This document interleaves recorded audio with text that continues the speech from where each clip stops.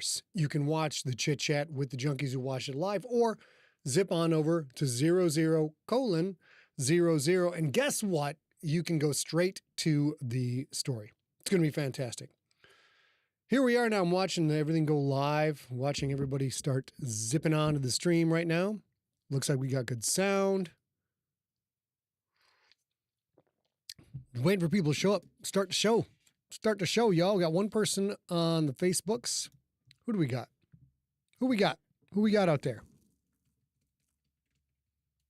Sean Dyer on Twitch. Steve Rickyberg on Facebook. Welcome one and all. YouTube, Dylan. Dylan's first one here on YouTube. Way to go, Dylan. Nicely done. Nicely done. Brian Leach, hello. How you doing? Dr. Danny Baker, PhD. Cobalt, what's going on, everybody? Bit of a long episode today, about 30-minute read or so.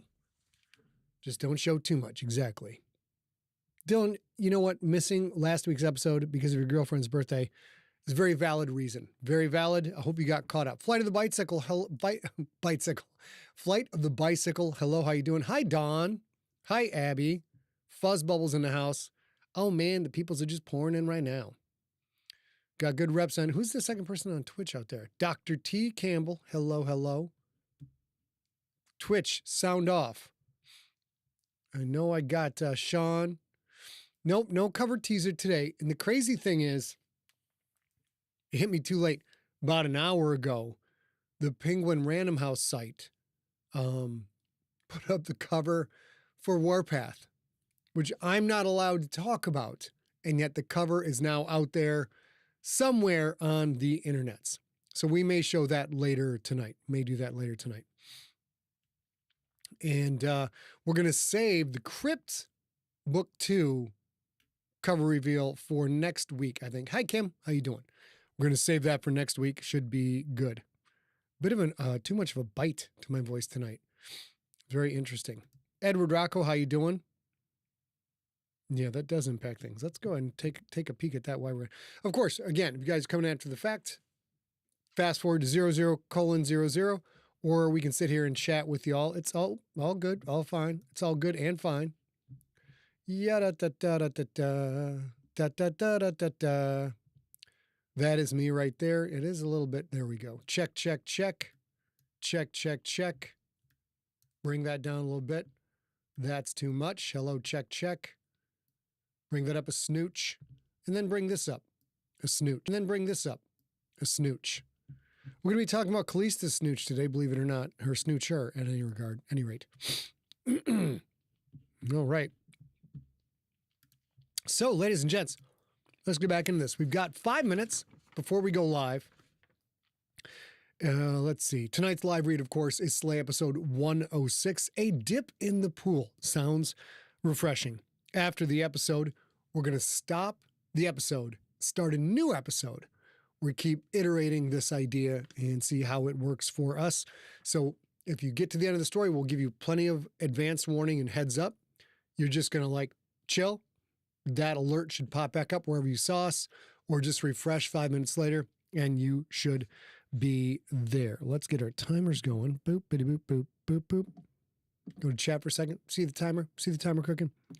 Go to main, because in main, of course, you can text SigText to 855-955-5095. We have an SMS alert. We sound out notifications of these episodes, and also all the new shit that is coming out, books coming out, new product coming out, all kinds of great stuff coming out. Sean, I don't know why it dropped, but here we are. And of course, you can sign up for the newsletter at scottsleader.com/newsletter. Oh my gosh, so bright today. We'll get that dialed in a minute. Not sure what's going on there. And what else we got going on? And you know what? Switch over to books for just a second. Ladies and gentlemen, if you've not reviewed Slay over on Audible, please take care of that business. And you know what? If you're listening to the audiobook or listening to the podcast and you have Audible, go burn a credit on it so you can review it. 96 reviews there. We got to get that one. We got to pump up those numbers. Those are rookie numbers. And then The Gangster, now at 820, GFL Book 6. I'm working on GFL Book 7 right now. And we want to get Gangster up over 1,000. So if you haven't reviewed Gangster over at Audible, do that. And of course, review it at Amazon and all the other places as well. Why not? Why the F not, ladies and gents? Let's get back to our countdown. 3:48 to go before we jump into the story. Christina M. asks, are you going to sell Warpath via your site? We don't know yet. If we're going to ship autographed copies, we have to buy a whole bunch of them, store them here, etc. So we'll see. We don't have any information on that. Chris Grell in the house. Cheers, man. Christine, yes, if you found the cover, Christine, you can post a link to it. Because I didn't post the link to it. It's not my fault. It's not my doing. I have nothing to do with what's going on. Feel like a little sharpness in the voice today.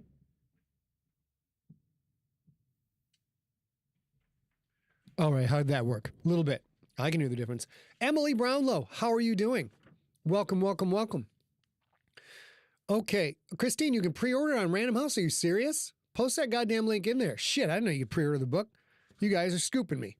You're like a bunch of, you know what you are? A bunch of cub journalists who had vim and vigor, and they got to it, and they got the story. They got the story while the seasoned journalists were sitting in the reporter's lounge smoking on cigars.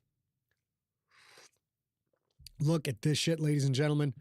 Can we actually pre-order it? Let's take a look. Copy? Or maybe not. You know what? Fuck it. Here we go. 2 minutes left. We're going to get into it. I'm taking a look right now. And boom, ladies and gentlemen, there we go. There is the cover for Warpath. There's still some tweaks to do with the cover. It's like a temp cover. A dark trail leads to an ancient legend. I may have come up with that tagline. I don't know. It's terrible. We have to come up with another tagline that is just not suitable. But let's take a look here. Open image, new tab. There it is, ladies and germs. I don't know how to make that any. I don't know how to make it bigger. I don't know. There we go. As you can probably guess, I can't show you the whole goddamn thing. This story, I can now say, is set in the year 1760. Yes, the title has stuck for now. It's a great title. I have fought tooth and nail, just like, guys, just keep the goddamn cover. Emily, no, this is a standalone. Warpath is a standalone. There is no way in hell I'm going to do another book in this series. Not for what they were paying for this book. I can tell you that. That's a little, we'll talk about that some other time. 55 seconds left before we get going. Let me double check. Can you? I don't think you can pre-order, guys. It's not up on Audible. Pre-order from, oh my God. Yeah, pre-order from Barnes & Noble, Bookshop, Hudson's, Walmart, etc. That link has been put in the chat room. Looks like A put that in there, maybe. Good to see, Dr. T. Campbell says, good to see your name in big letters at the top. Could not agree more. Could not agree more. Chris Growl, go to hell. There is not going to be a book 5. I'm not going to do another fucking Warpath book. It has been a brutal, unfortunate experience. Hey, Schwarmy's working. Great. Let's take a quick, we got 10 seconds. You guys are going to have to deal with this bright ass face. There's nothing else we can do about it because we got to go. We got to go. Let's get into it. Ladies and gentlemen, here we go. And we are recording. We've got signal. Go back to OBS. Party. Excellent. Ladies and gents, let's get into the episode. And here we go.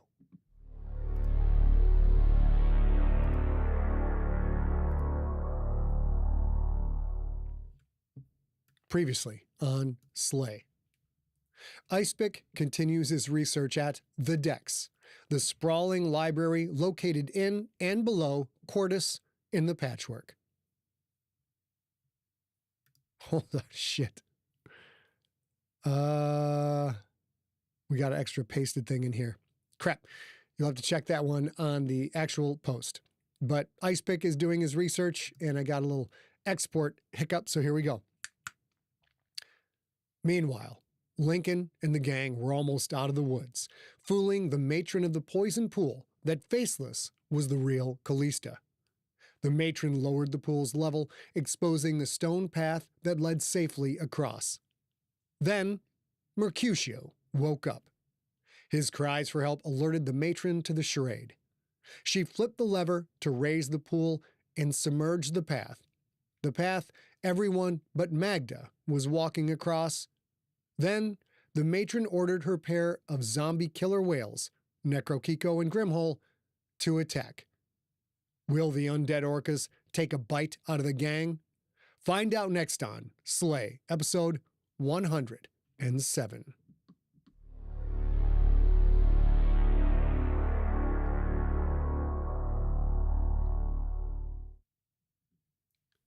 The poisoned surface rose faster than it had receded.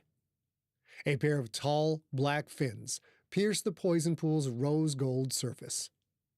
"I'm trapped! Let me out of here!" Magda's actual ear was thousands of miles away, yet Mercutio's screams sounded like they were erupting inside her own brain. She tuned him out, amazed at how her Rixator training, the focus, the discipline, came back to her so quickly. Link crutch sprinted up the stone path's ascent, followed by Billy, Faceless / Callista, and Dante, all rushing toward the pool's ledge in front of the tunnel where Magda stood. The fins shot in, one from either side of the path, the first at 30 feet in closing, the second at 50, both kicking up a growing froth that marked their path through the poison. She reached back, guiding the armor's heavy arm and thick gauntlet to draw ding-dong big schlong from the back scabbard she had handcrafted herself. "Help! Someone help me! I'm trapped!" Magda heard Mercutio and didn't hear him. He wasn't a threat. He wasn't a target. She pulled the charging handle, chambering a .50 caliber round. She shouldered the 5-foot-long weapon, pulling the stock's rubber butt tight to the shoulder of her armor, cupping the handguard with her other gauntlet. While she didn't have the sensation of touch, she had no sense of the weapon's temperature or texture, she did feel its weight, a weight that was nothing compared to the strength of the armor, yet she felt it all the same. Lincoln hobbled off the path and into the tunnel, moving past Magda. She aimed at the closest fin, but something at the pool's far end drew her attention. The matron of the pool slithering fast down the far tunnel. The Naga would warn others. She would raise the alarm. Magda sighted in and squeezed the trigger. At this distance, the .50 caliber round reached its target in less time than it takes to blink an eye. The Naga's head burst in a cloud of meat and blood. The snake body dropped, but Magda was already switching targets. A flick to the left saw a zombie orca breaching only a few feet left of the path, a few feet left of sprinting Dante Oganov, who barely kept ahead of the rising poison. Billy raced past and into the tunnel. Magda fired, squeezing off 3 rounds every second. Her armor's raw strength held the weapon rock steady, mitigating barrel climb and all but eliminating recoil. Basketball-sized chunks of rotten flesh fragmented off the huge killer whale's head. The beast ignored the first splattering impact and the second, continuing to close. The third bullet liquefied its snout in a water balloon spray of meat. It opened its mouth to chomp down on the sprinting, red track-suited goblin. Two bullets hit inside that mouth, their concussive force making the zombie whale's head shudder. The jaws snapped down and missed, closing mere inches behind Dante. Magda kept firing, emptying the Barrett's 10-round magazine. As she ejected the boxy magazine, Faceless / Callista sprinted past. "Magda, look out!" Billy's warning drew her eye, or whatever it was, to her right. The second orca had submerged and swum wide right, coming in along the pool's wall, building up speed that launched it out of the water like a harpoon missile. An open-mawed, toothy missile hurtling toward her, trailing a rainbow spray of poison. Apertum vulnus! Link's voice. Magda heard the thwoop of a crossbow string's release, saw the blur of a bolt punch into the tapioca-textured tongue. The killer whale's head exploded in a messy mushroom blast of green flame and hunks of once-living meat. Magda didn't feel the hands grab her, but she did feel the yank that pulled her backward into the tunnel. With a meaty thwack, the mangled, rotted orca corpse slammed down on the ledge where she had just been standing. Most of its head was gone, leaving a recliner-sized crater of splintered bone and ragged, putrefying flesh. The 30-foot-long, motionless body slowly slid off the ledge, sinking into the poison. When it dropped beneath the choppy surface, a few bubbles percolated up. "Fuck yeah," Lincoln said. "Let's see you top that one, Dad." He stood there, crutch under his arm, his limbless, lance-head crossbow in his hands. 3 bolts remained on the narrow weapon's side quiver, their shafts parallel to the long frame. Magda had made those multiple-choice meshwork heads, armor-piercing, no-heal, or explosive. Say the magic words and let 'em fly. Link had chosen explosive. Magda hadn't noticed the goblin slip past her. Dante was bent at the waist, hands on his knees, breathing heavily. Mercutio's voice echoed inside the armor. "Was that Necrokeiko? Where's the Matron? Matron!" Magda banged a gauntleted fist against her chest plate. The armor rang like a dented bell. "Ow!" Mercutio said. "That hurts my ears." Good. Now he knew what it felt like. At least it shut him up.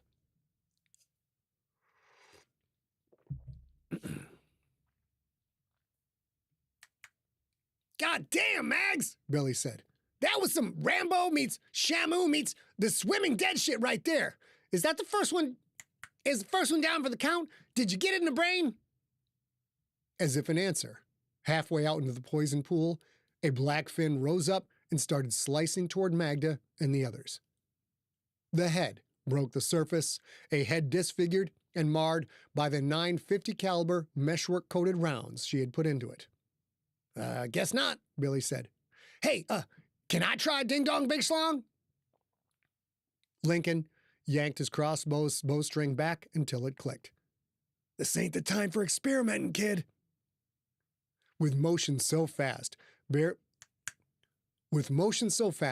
could barely track them, Lincoln removed one of the 3 remaining bolts from the side quiver and knocked it. "I got this." He leaned on his crutch and took aim. The zombie killer whale raced in, gobs of missing flesh swirling with pools of poison.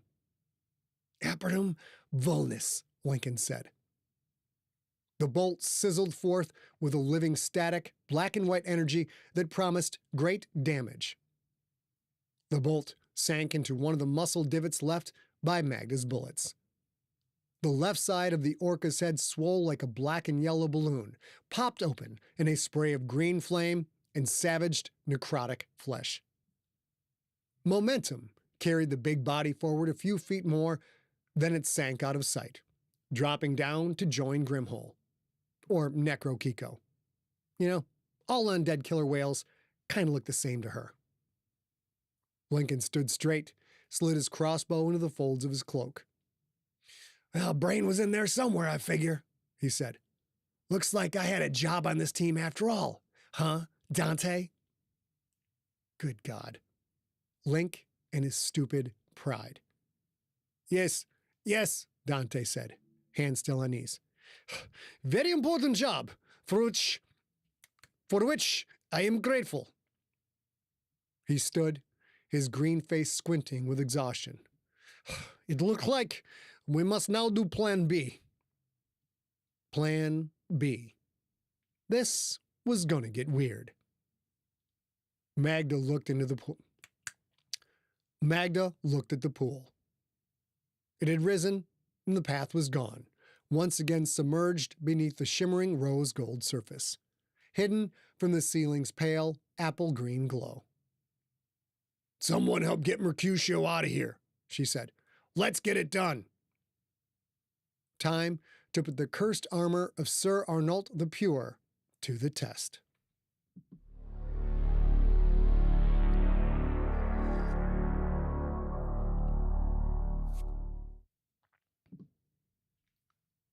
The cursed armor of Sir Arnault the Pure. Finally.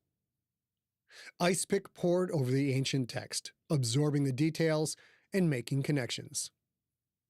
Long ere the Frankish host did set boot upon the soil of Acre, that land was possessed by the Ba'ashim, a sect most ancient and now lost to time, being Phoenician mystics who bent knee to a dread and chthonic deity called Uru Shakar, which is to say, the hunger beneath.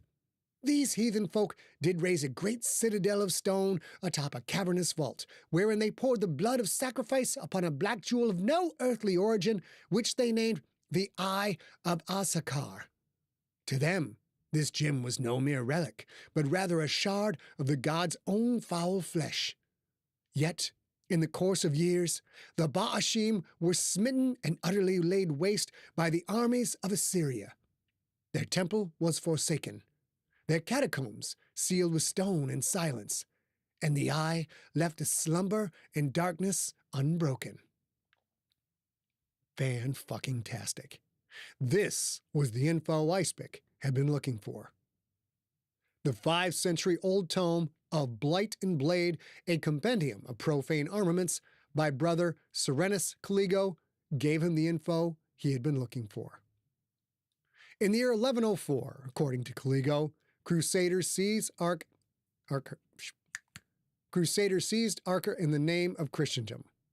Sir Arnault de Brienne was one of the conquerors. He stayed in Acre to help build the commandery, a building that still stood today. During construction, Sir Arnault uncovered the long buried tunnels of the Ba'ashim. He and his adjutants explored the buried passages. Icepick read on. There he beheld the Eye of Asgahar, still aglow with a wicked and unnatural light. Those few who returned from that descent did attest Sir Arnault became haunted by whispers that no other man could hear. In the span of but a fortnight, a ravenous hunger took root within him. His armor, once fair and gleaming, blackened as if scorched by hellfire. Many bore witness to its transformation. It grew in stature, in weight, in girth. And upon its surface, unholy sigils began to writhe as if etched by a mad and living hand. Towering near 8 feet in height, the accursed armor stands as a dread colossus, its mass defying all reason of mortal wear. Upon each shoulder rise cruelly jutting pauldrons, from whose spiked crowns one might well imagine the devil's own standard once hung. The helm bears no face as God intended, but instead a grim visage of 6 narrow slits set in a cruel vertical array, behind which there seethe and flicker the baleful fires of some demon's soul, burning orange and red as though hell itself kindled them in the mockery of heaven's light. Boom goes the dynamite. That description matched Gary Sater's accounting of the kidnapping. Things did not end well for Sir Arnault and his crew. The knight never left the catacombs. Of his 10 retainers, only a single squire made it out. That squire claimed Sir Arnault had attacked them, claimed no blade or spear affected the morphed armor. The other crusaders called it a day. They collapsed what they could, sealing those tunnels they dared not reach, but built the commandery fortress atop the ruins and struck all record of the horrific encounter from their pages. According to Caligo, The cursed armor of Sir Arno the Pure wandered the tunnels, protecting the eye of Azakar, killing anyone brazen enough to enter the subterranean realm. Except, he no longer waited. Or, rather, his armor did not. The armor was the thing. And finally, Icepick knew which armor it was. Now, how to track that armor. If he could find it, he could learn Mercutio's fate, then get paid by Callista. There was likely a very fast way to learn how to track the armor. Ask Vestinian. Old wizards like Vestinian knew many things. Icepick could go back up to the surface where cell phones worked and call Vestinian. But it was probably best not to phone that particular friend for an answer. If Vestinian found out Icepick was working 2 jobs at once, he might take that as an insult. Best to not ask anyone at all. Sometimes old wizards talk to each other. Sometimes word got out. Better to keep this quiet for now. Icepick closed the book. A shame he couldn't take Of Blade and Blight with him. The last thing he needed, though, was a whispering lamplighter chasing him through Cordis. At the Codexium Infinite, late fees were lethal, and stealing books would cost you your immortal soul. He opened another ancient book, titled Concordia Potestatum Emendarum, the Concordance of Unclean Powers. Concordance was written by the blind mystic Ecrian of Ptolemath, a 6th century ascetic said to have wandered the eastern deserts after surviving crucifixion by a heretic cult. An invaluable tome, it listed the looms of various sects and cults and, more importantly, what kinds of magic could be used to combat those looms. Carefully, so as not to damage paper older than most modern nations, Icepick found the section on the Ba'ashim in folio 73R. Ba'ashim, Order of the Abyssal Flame. Lineage, Phoenician Chthonic sect devoted to Urshakar, the hunger beneath. Specialists in rites of sacrificial transference, subsumption magics, and necroferous channeling. Dominions, hunger spirits, abyssal growth, sentient stone, flesh binding, subterranean sigilcraft. Known relics. The Eye of Azakar. The Eye of Azakar. The severed penis of Demon Kadame. The cursed armor of Sir Arno the Pure. These magics countermanded by the Hymn Slayers of Ashkarin, with vocal nullification, which is largely extinct. The Pale Templars of Cardos, with subdermal cuneiform sealing, ineffective post-possession. The Salmeyer Rite, with ritual severance through mirror light, C addendum and -4. The Verdance of the Ninth Grove, with biomagical opposition, effective against growth-twisted relics. Icepick let out a cheek-puffing sigh. Hymn Slayers of Ashkaran? Those fuckers were long gone. The Pale Templars of Cardos? Those assholes had abandoned magic altogether and started a private equity firm. They had bought Toys R Us and Mongo's donut holes and gutted both, selling off the parts and making a fortune in management fees while doing so. The Salmeyer Rite had a tendency to take anyone asking about them and burn them at the stake. No go there. The Verdants of the Ninth Grove were also lost to the dustbin of history. Icepick didn't know anyone who might know how to track Sir Arno's old rig. He had to figure something out, though, and do it fast.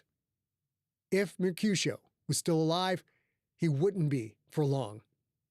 And if Callista paid the ransom and got Mercutio back on her own, Icepick would not get paid. Verdants. They were a broad category of nature-based wizards who drew power from living ecosystems. Plants, soil, sunlight, and biological cycles.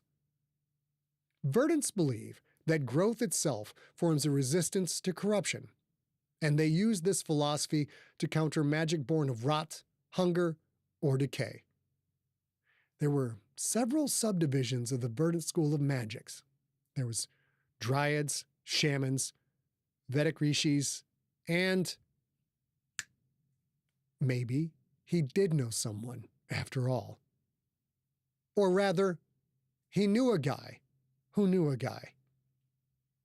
The clock was ticking. It was worth a shot.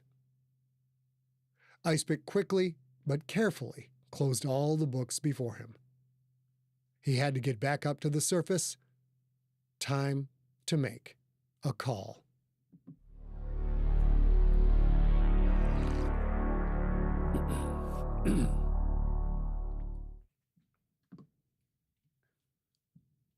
A few feet inside the tunnel exit, Lincoln cinched the zip tie tight around Mercutio's wrists. "Callista is going to gut you all," the blonde-haired man said. "She'll pull out your intestines and wrap them around your neck." Merc's voice had already become insufferable, and Lincoln had been listening to it for all of 5 minutes. He wanted to focus on Magda's efforts. "Merc, do your mouth a favor." Lincoln grabbed the sides of the man's jaw hard enough to bruise. "Shut your mouth before I shut it for you." Mercutio winced, tried to pull away, but Lincoln held him tight. "Link," Billy said, "take it easy, man." The "you're being an asshole" tone of Billy's voice cut through. Mercutio had been kidnapped, taken from his people, and was now sitting on his ass next to an unconscious, purple-haired hippie woman. His hands were strained behind his back, and his troubles were only just beginning. Lincoln let go of Merc's chin, then used his crutch to stand. A lance of agony ripped through his wounded thigh.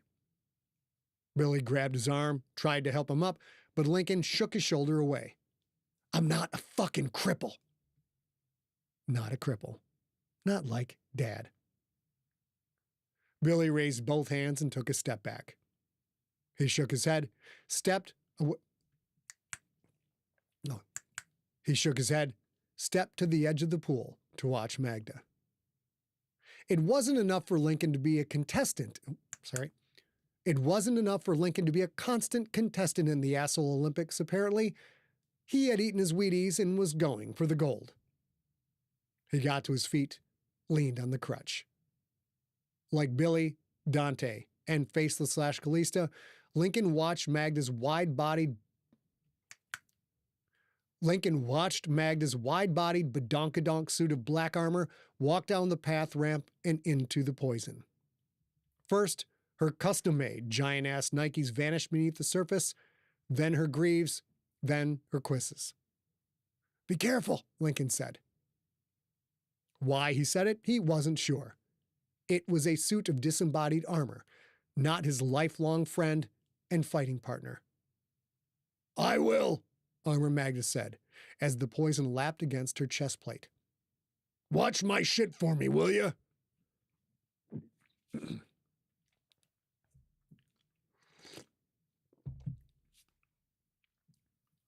Lincoln glanced to the side, to her pile of weapons.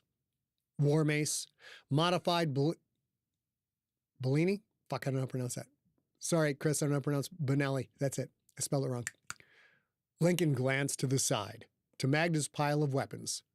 War mace, modified Benelli shotgun she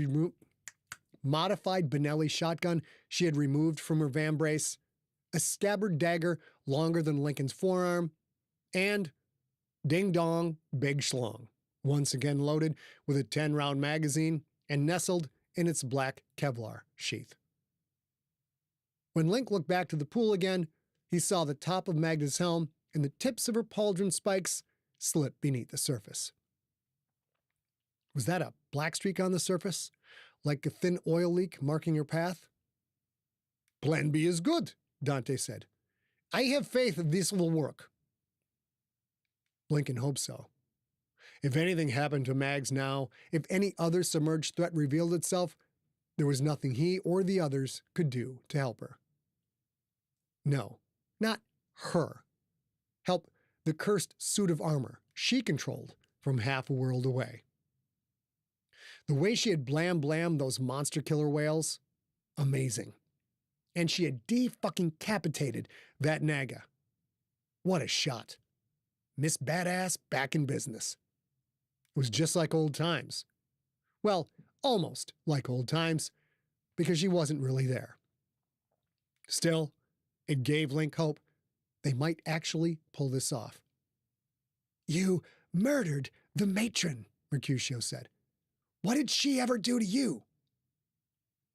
That fuckstick had to open his yap again, did he? Lincoln was going to finish this mission and get his son back, no matter who had to eat a fist or two. Lincoln whirled, feeling another lightning strike of agony, feeling another lightning strike of pain in his thigh. He sneered the pain away and started toward Mercutio. Billy's hand on Lincoln's chest stopped Lincoln cold. Billy's strong hand. Link, take it easy, the kid said. We need him. That they did. Billy's words got through. A roughed-up Mercutio was not as good as an unroughed-up Mercutio. Billy had the right thought, but chose the wrong way to go about it. Link glared down at the hand still pressed against his chest plate. The kid stepped aside enough for Lincoln to pass by. 2 crutch hops brought him to Mercutio. Merc, we gotta talk. Mercutio looked up at him, hatred in his steel blue eyes. Even tied up and helpless, he looked like something straight off a magazine cover. Pretty Boys in Bondage or something like that. Sure, Mercutio was mad, but he should have been grateful Bingles wasn't there. This guy, restrained, at game night? Shudder to think of the consequences. It's too late to talk, Mercutio said. You've gone too far, Franks. It wasn't enough to kidnap me. You had to break into Mistress's secret sanctum on top of it. Are you nuts? Anger in his words, but fear as well. Not for himself, a shock that, but for her. For Callista. Because Merc knew full well what would happen to her if word of this place reached the always listening ears of the Bastion. She keeps my son in hell, Merc. He's 11, and he's a prisoner of a Naga just like the one we just whacked. 11 years old. Sam was on the shelf yet, but was he Nanny Naga's prisoner? More like she was his guardian, protecting him from all the nastiness that place had to offer. Lincoln took a big sniff. Maybe a performative action for Merc's sake, or maybe to be absolutely sure this guy wasn't as bad as his boss. Now, Merc didn't have the pure scent of an innocent, not even close, but he didn't carry the smell of a killer. There was a darkness to him, though, an odor Link had not encountered before. Merc hadn't carried that scent at Callista's. Was there something different about this place? You have been always gotta screw that up. That's how it goes. Take a sippy poo and get back at it, y'all. Pow.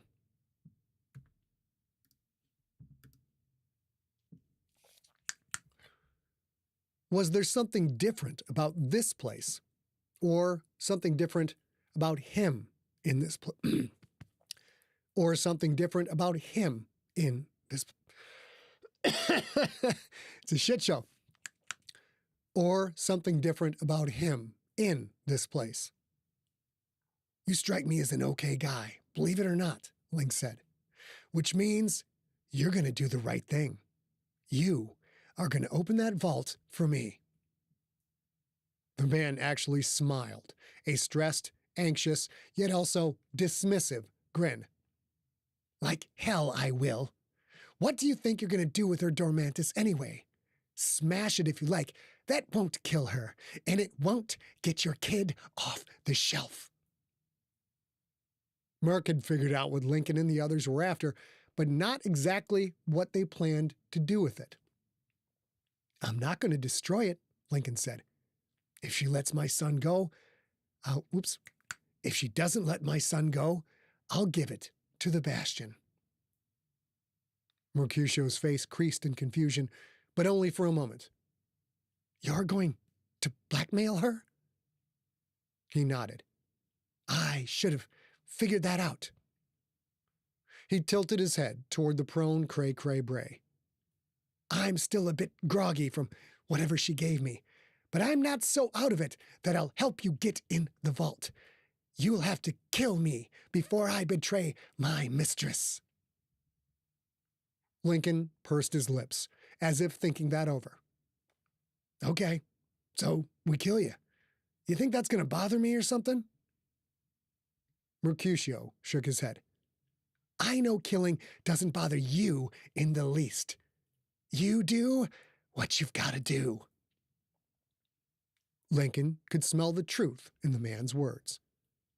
Merc was absolutely willing to die for that heartless, red-haired bitch. So, time to see if Ariella's theory held water. I won't lie, Merc. I'm impressed.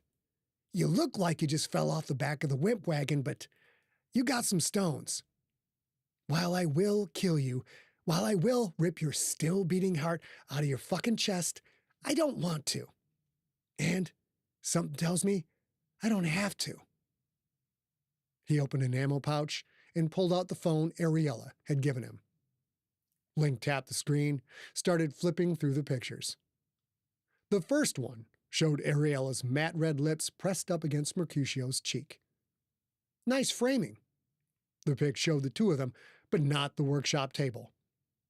It might have been taken in any of 100,000 cheap motel rooms.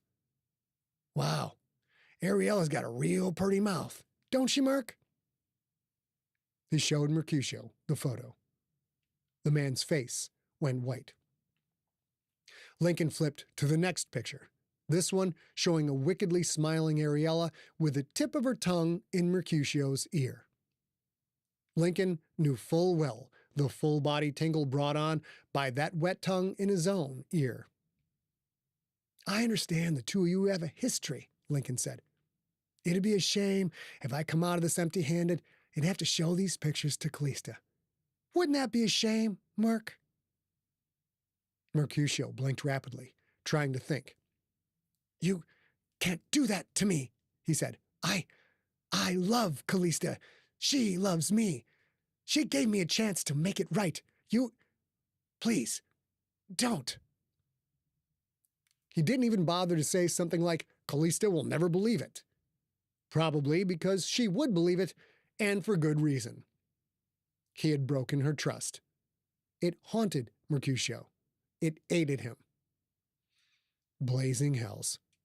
Ariella had nailed it. Lincoln flipped to the next picture, a full-on, passionate kiss. Ariella's red fingernails on Mercutio's cheek, both of their eyes closed. It didn't matter if Mercutio was passed out. It looked real as hell. You and Ariella hooked up, I believe, Lincoln said.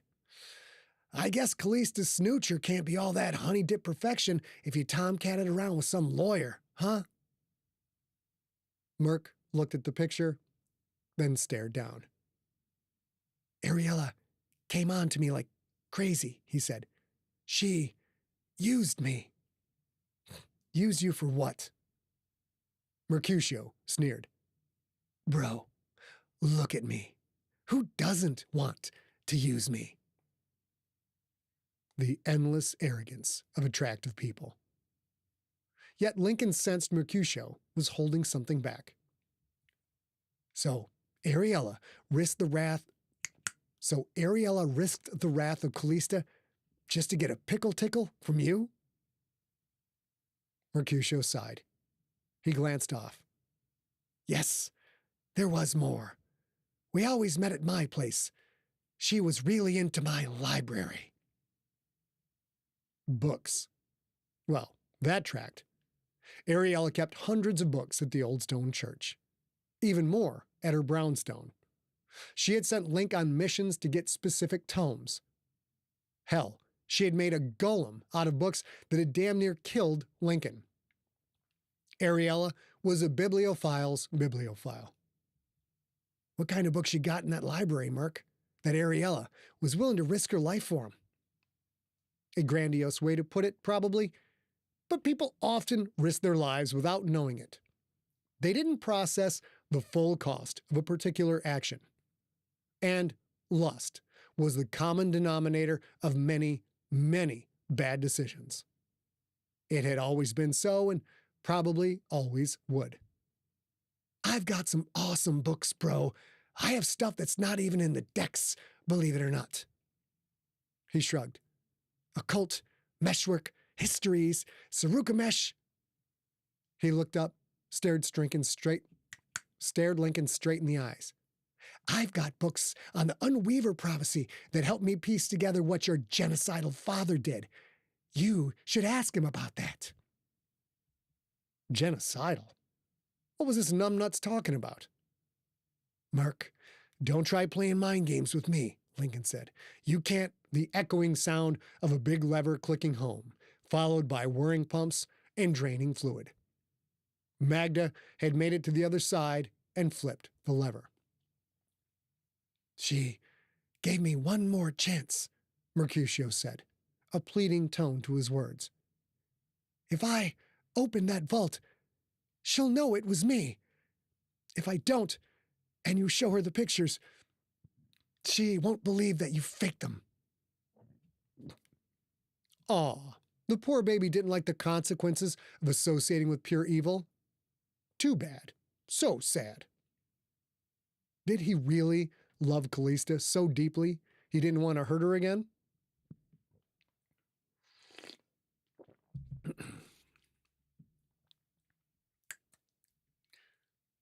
Sounds like you got an easy choice then, Lincoln said. You open the vault for us, and maybe you can convince her that you did it under duress, or torture, or, I don't know, hell, tell her we mind-controlled you. Whatever. You might get a chance at getting back in her good graces. Or you don't open the vault. She sees the pictures, and she'll never forgive you. You'll be dead, of course, but I will still show her the pictures, Merc. Mercutio's eyes narrowed. You always were an asshole, Franks. Yeah, that was true. A gold medal winning asshole, even. Let us go, Dante said, as he grabbed the sheath Barrett M82. Gravity chamber is next obstacle. Faceless, Callista scooped up Cray Cray Bray.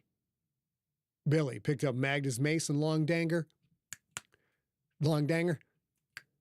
Billy picked up Magda's mace and long dagger, offered them to Lincoln.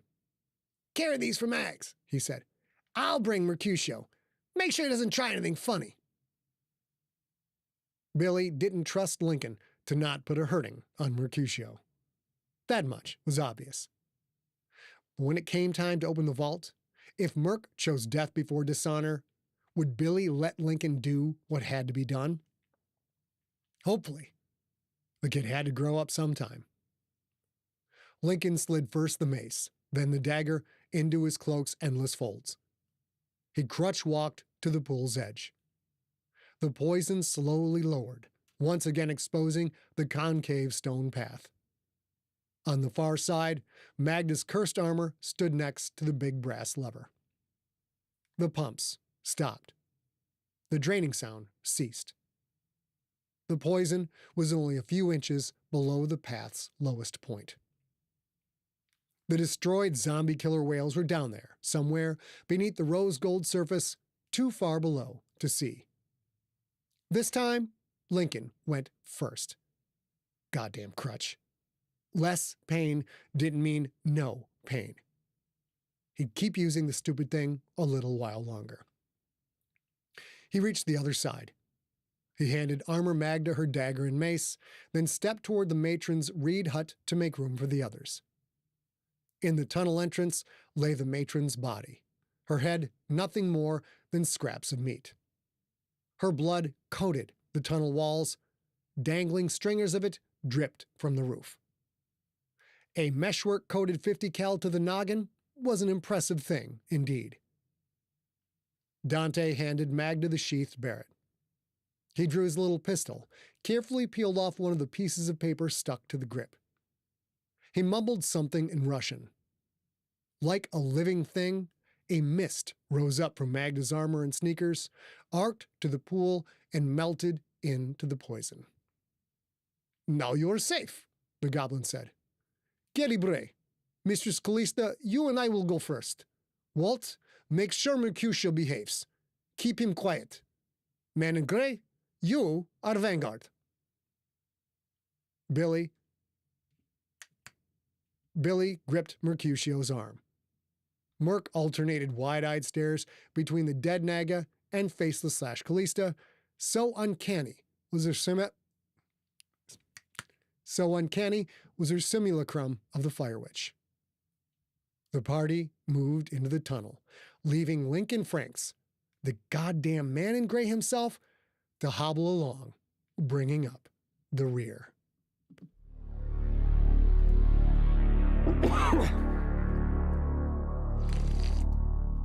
That was longer than I thought it was going to be, all.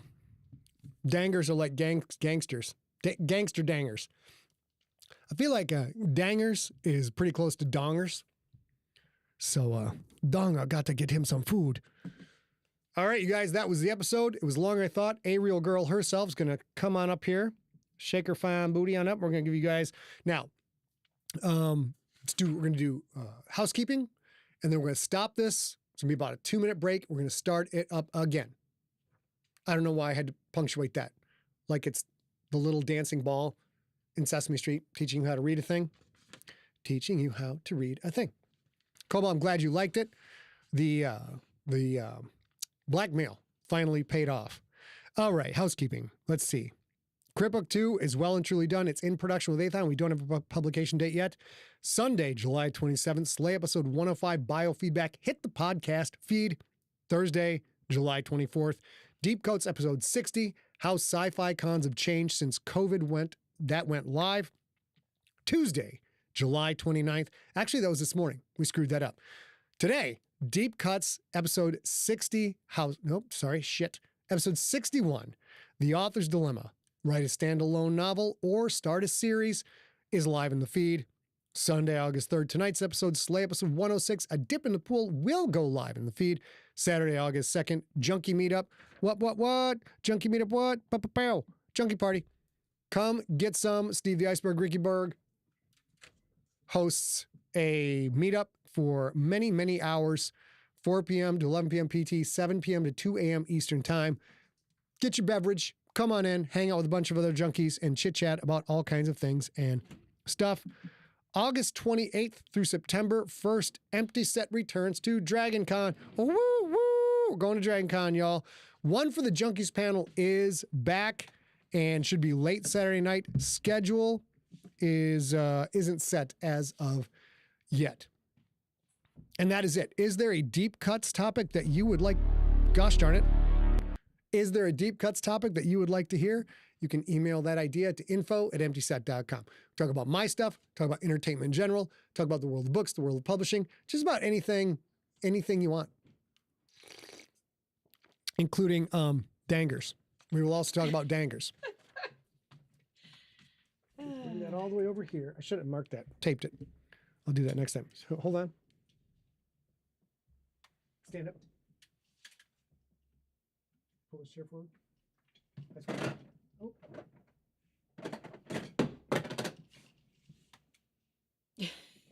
Okay.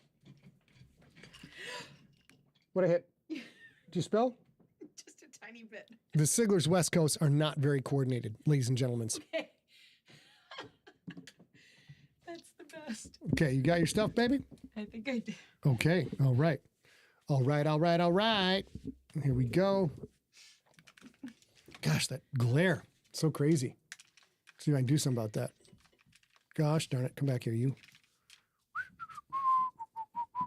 Bear with us 1 second, guys. Bear with us 1 second.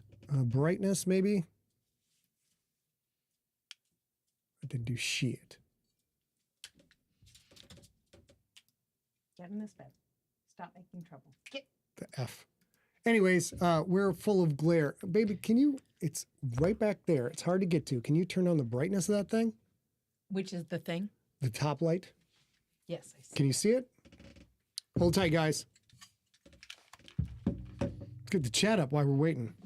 Now, once again, once we get this dialed in, we're going to just quit for a quick second, and then we will pop back to where we were. Oh, I was adjusting the wrong camera. That's why. Good. Stop.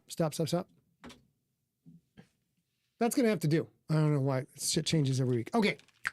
Here we go. Are you ready? We're going to... I'm not ready. You're not ready? That's okay, because we're going to sign off. No, David Lamb, we're not having a Crypt 2 book. There's no cover reveals today. Sean Dyer says, by the way, you said episode 107 in the beginning, not 106. Make sure that doesn't get lost. You got that? We'll get that punched in. Thank you, Sean. Okay. Now, we are going to... Don't I have one already, or is this the other one? That's the other one. Great. We are going to quit for a second. Why can't I get... Hey, Cobalt. Nice to see you. Hey, Ollie. So nice to see you. Is that Allie in the house? Ollie Kirby. Ollie Kirby in the house. Okay. Michael Moore, thank you. Yes, hit the like button. Hit the hearts button. Oh, yeah, subscribe, I forgot all that the shit. things. Do all that. Bring the brightness down a bit. That's going to have to do. Okay, here we go. I'm going to close this. And yes, please, Martin, of course, who please. reads this stuff? Who reads the opening episode number? All right, guys. We'll see you in a minute. We believe you'll see the same invitation pop up that you saw for this one. We will be right back. Hold on one moment. Let us go over here.